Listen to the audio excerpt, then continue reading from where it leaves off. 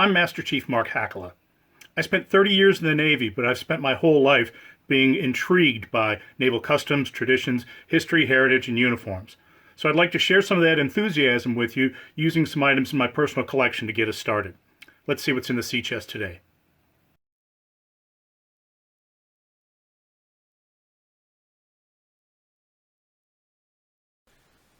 Navy Chow. Some days it's great, some days a little less so. But its preparation and service are essential parts of daily Navy life. So here we're going to look at a little bit of the history of food served aboard ships and the equipment and utensils used to do so.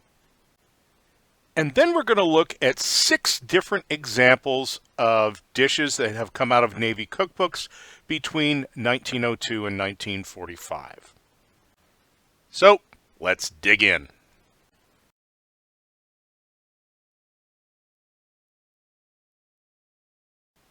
Going back to the early days of our Navy, about the only way that you could preserve food was with salt.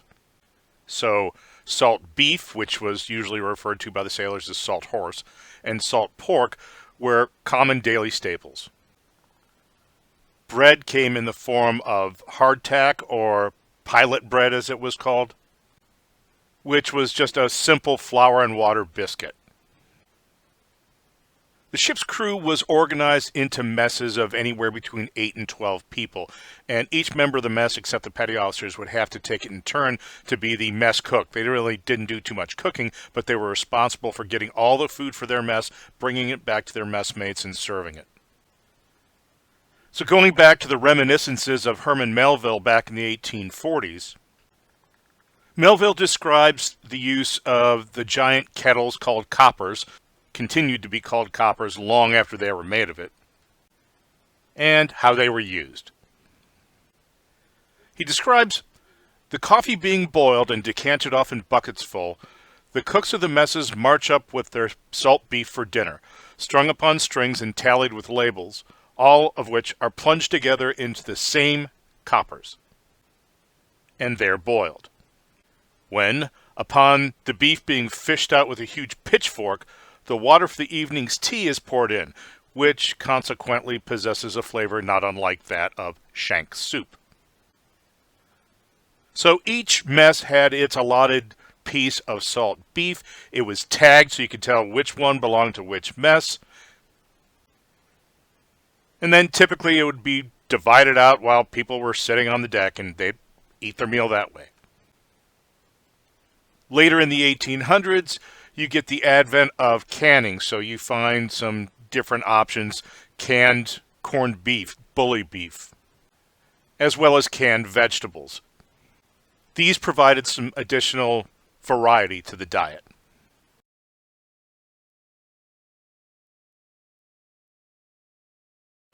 Preparation of the daily meals was always a coordinated effort between personnel rated to be able to do that and people who were just assigned mess duty. Cooks used a combination of tools and equipment, some for preparation, others for service, like this ladle that you see here.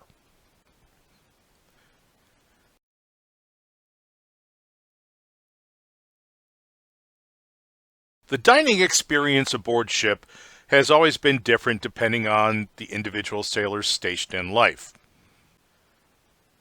Let's start with the wardroom.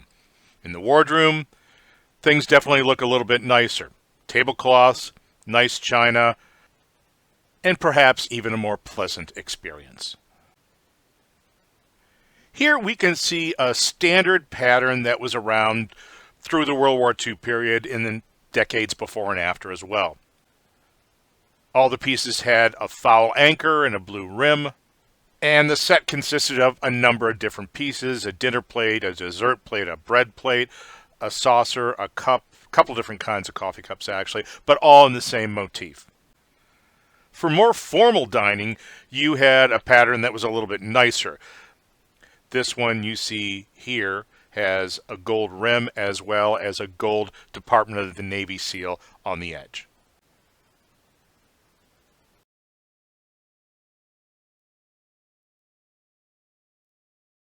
By contrast, the dining experience on the mess decks is perhaps a little bit less sophisticated and definitely more intimate. As I had said before, in the early days, dining was done sitting down on the deck. Later on, tables, which could be broken down and secured, made things a little bit more civilized. You see in one example here that the table's actually being suspended from the overhead by lines. The practice of using stowable tables enabled different spaces in the ship to be used for multiple purposes. As you go through the late 1800s and early 1900s, the typical gear for enlisted messes consisted of steel plates, cups, and bowls that were enameled in white with a blue rim, and they had the letters USN, as in this example here. Later on, for a coffee cup, for the first half of the 20th century, the most common coffee cup that you would find aboard ships was a fairly large one that had no handle to it. No handle, one less thing to break off, but also if you were standing watch outside and it was cold, you could wrap your hands around that coffee cup and keep your hands warm. Now, one of the companies that won a World War II Navy bid to make these cups made porcelain insulators that you find up on power line poles. So they had all the equipment needed to be able to go ahead and make porcelain coffee cups. Well, they developed a different design in addition to the primary one that was a little bit smaller that had a handle that became common not only in the Navy for decades to come, but in virtually every diner across America. They are called Victor mugs. It was common through World War II and up to 1947 that virtually any piece of equipment that was used by the Navy had USN stamped into it or U.S. Navy stamped into it. And you can see that in this knife, fork, and spoon. With the creation of the Department of Defense, there was a move toward making common items that all services could use. And if you saw a mark, it would probably just be U.S. In 1942, the Army Quartermaster Department came up with an idea.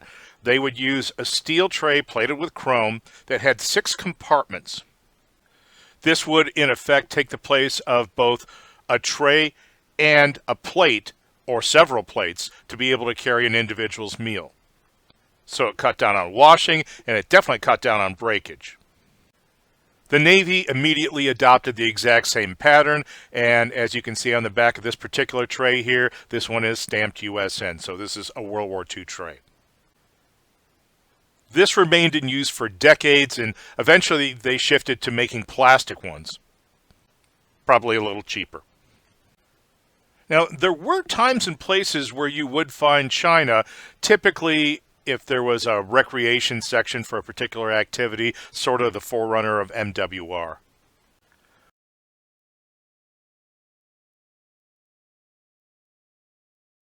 From here, we're going to take a look at some actual recipes from actual Navy cookbooks from 1902, 1920, 1927, 1932, 1944, and 1945.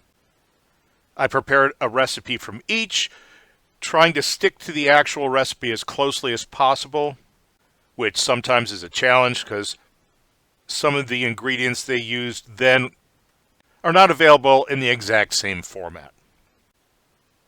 Nonetheless, I tried to stay as true to the book as I could, and some of the results were surprising.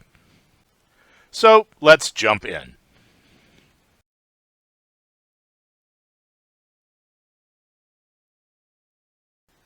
Frankfurters and sauerkraut from General Mess Manual and Cookbook, U.S. Navy, 1902.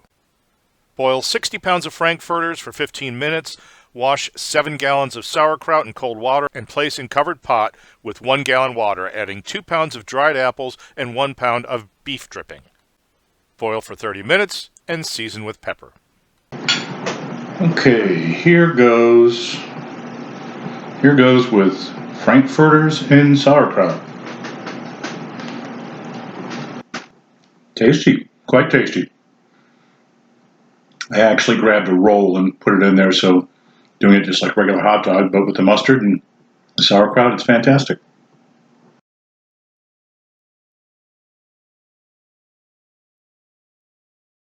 Beef à la mode from U.S. Navy Cookbook, 1920. 50 pounds of clear meat cut in 4-ounce pieces. Place in copper with 4 pounds of beef drippings and simmer slowly for 1/2 hour. Then add 5 pounds carrots cut in 1-inch cubes, 5 pounds of sliced onions, and 1 quart of vinegar. Cover and simmer 20 minutes longer, stirring occasionally. Then add 3 cans of tomatoes, salt, and pepper to taste. Add 6 gallons of stock or water.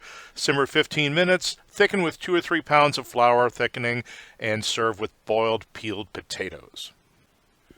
Okay, here we go with beef à la mode with canned roast beef, canned tomatoes, onions, sauteed in beef gravy. Let's see.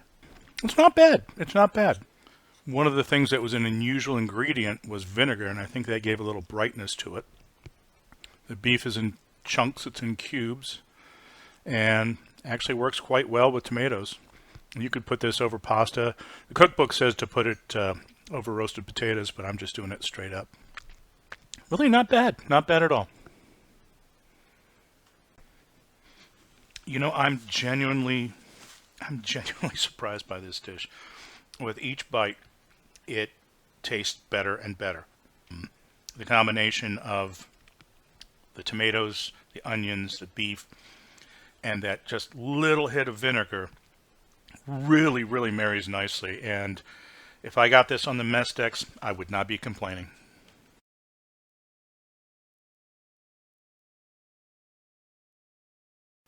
Minced corned beef sandwiches from the Cookbook of the United States Navy, 1927.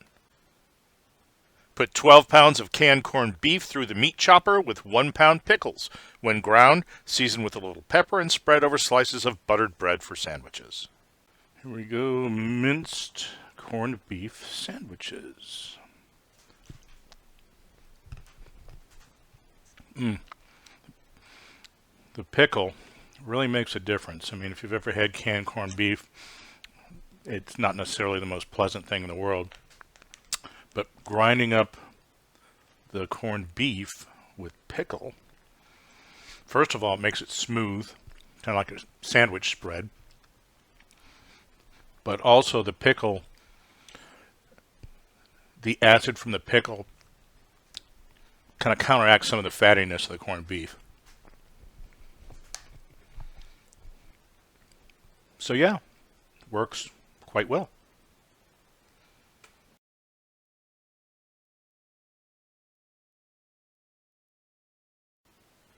Ham and tomatoes en casserole from the Cookbook of the United States Navy, 1932.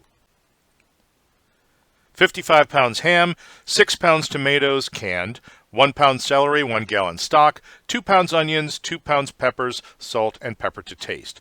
Clean and wash the vegetables and dice or mince them. Cut the ham in quarter-inch slices.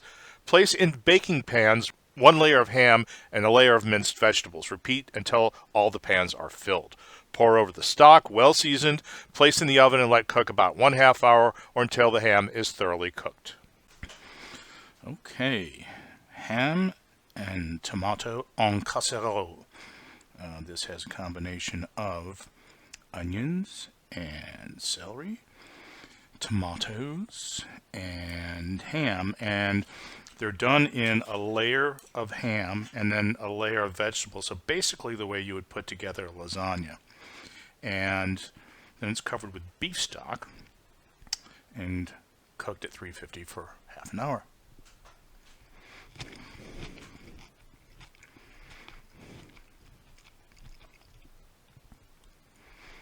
It's interesting. It's not bad. Definitely gonna get your day's worth of vegetables in there. I used red peppers. It calls for peppers too, if I didn't mention that, because I thought I had a green pepper and I didn't. But oh no, it's not terrible. It's not my favorite thing in the world, but it's definitely something that could be done another time. I think if I cook the onions ahead of time, they're kind of bringing a powerful flavor. If I'd sauteed them down a little bit, maybe that would have helped. But recipe didn't say to do that, so follow the recipe. That's what I got.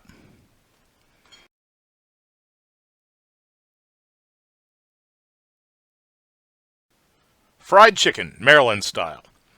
Chickens, frying, dressed. Flour, salt, pepper, eggs beaten, milk, liquid. Breadcrumbs, fine. Chicken fat or other fat, melted. Prepare chicken for cooking. Cut in halves or quarters. Combine flour, salt, and pepper mixed together, eggs, and milk. Dredge chicken in flour mixture. Dip in milk, roll in crumbs, and coat thoroughly. Place into greased roasting pans. Add remaining water. Bake in moderate oven, 350 degrees, 1 hour or until tender. Baste during cooking period. Okay, fried chicken, Maryland style. Let's see how this came out. Not bad. Got a nice breadcrumb crust. Not a lot of seasoning. All they called for was salt and pepper. But tasty nonetheless. Who doesn't like fried chicken? It's interesting that they call this Maryland fried chicken. Even if you go through Maryland, you'll get 1,000 different answers on what it is. I think traditionally or typically it involves pan frying rather than deep fat frying as you would get in southern fried. So this is definitely a little bit closer to that.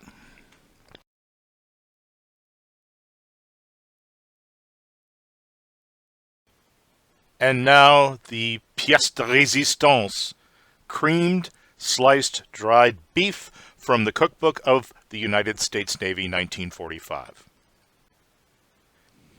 Yes, the dish known universally to service members as something that sounds almost exactly like ship on a shingle. Now, a little history on this dish.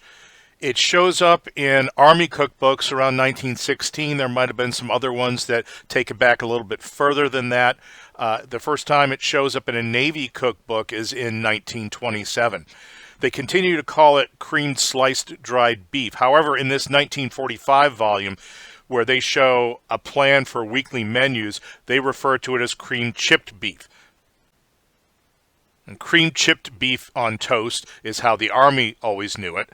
The Navy started calling it that. For the Marines, to them, the dish that sounds like ship on a shingle was creamed beef. So it was ground beef, not the dried chipped beef.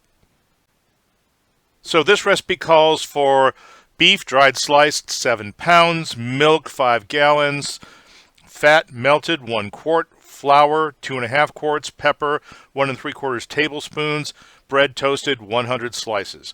Cut the beef into small pieces, heat milk to boiling temperature. Blend together fat and flour to a smooth paste, stir into milk. Cook, stirring constantly until thickened. Add pepper, stir in beef. Let simmer about 10 minutes, serve over toast. Okay, here we go with SOS. And I have to admit, in 30 years of service, I don't think I ever ate this once at a Navy chow hall. So, let's see how it goes. That's not bad. It's pretty good. A little salty, but quite tasty. Very creamy. Toast is a nice vehicle to convey it. Not bad. Not bad at all. After a breakfast of this, who wouldn't want to go out and fight bad guys?